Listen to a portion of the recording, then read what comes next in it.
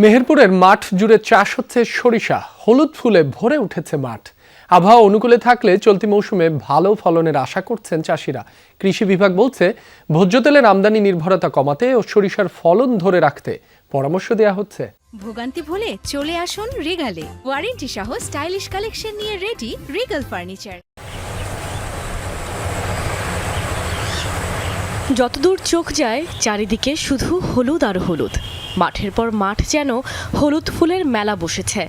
মাঠে প্রান্তরে প্রকৃতির এমন দৃশ্য, আর এই সৌন্দর্যের মাঝেই লুকিয়ে আছে চাষির স্বপ্ন। অল্প খরচে অধিক ফলনের জন্য সরিষা চাষে ঝুঁকছেন চাষিরা। বিঘা প্রতি খরচ হচ্ছে 4 থেকে 5,000 টাকা। আমাদের কাছে দুগুণ চাষ দিলাম, দ্বিগুণে দিলাম, একটা সাজ দিয়ে দিলাম, তারপর কাছে পরে একটা সাজ দিলাম, দিয়ে অল্প হালকা পাতলা সার ফেল দিলে পরে হয়ে গেল। এতে খরচ কম, খরচ বেশি না, লাভবান বেশি। সরিষার সেমন কোনো রোগ বালাই নেই, সেমন ওষুধও স্প্রে করতে হয় না, কিছুটা সার লাগে, এ দিলেই সে 2-2.5 মাসের ভিতরে সরিষাটা মোটামুটি একটা হয়ে যায়। আবহাওয়া অনুকূলে থাকায় চলতি বছর পোকামাকড়ের আক্রমণ হয়নি, নেই ঘন কুয়াশা। বাজার দর ভালো পেতে লাভবান হবেন চাষিরা। গত বছর বাজারে 3 থেকে 4,000 টাকা পর্যন্ত মন প্রতি সরিষা বিক্রি হয়েছে। চলতি বছরও বাজার দর ভালো পাওয়ার আশা চাষিদের। তবে উৎপাদিত ফসল ঘরে ওঠার সময় দাম পড়ে যাওয়ার শঙ্কাও রয়েছে। বাজার দর পড়ে গেলে লোকসানের মুখে পড়বে চাষিরা। শস্যর আবাদটা খুবই ভালো আবাদ, ফলনও ভালো।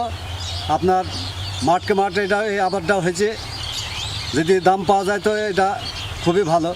দাম পড়লে লস হবে, এখন দাম তো ভালোই আছে, সবজির দাম বেশি, সরষের দাম বেশি। এদিকে সরিষা ফুলকে ঘিরে মধু চাষিদের ব্যস্ততা বেড়েছে। মধু সংগ্রহের জন্য প্রস্তুতি চলছে। বাজারে মধুর দাম ভালো থাকায় লাভের আশা তাদের। এখন সরিষার সিজন চলছে, এর পরবর্তীতে আমরা আবার আর একটা মাঠে যাব, কারণ এই একটা আগাম মাঠ থাকে, সেই মাঠটা শেষ হয়ে গেলে আমরা নামলা মাঠে যাই, এখান থেকে আমরা মধু সংগ্রহ করবো ইনশাআল্লাহ। ভোজ্য তেলের আমদানির নির্ভরতা কমাতে চায় কৃষি বিভাগ।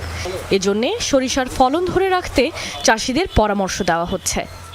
যদি আমাদের ফলন কাঙ্ক্ষিত ফলন পায়, এখান থেকে কৃষকরা লাভবান হবে এবং আমাদের যে তেলের চাহিদা সেটা পূরণে এটা গুরুত্বপূর্ণ ভূমিকা রাখবে।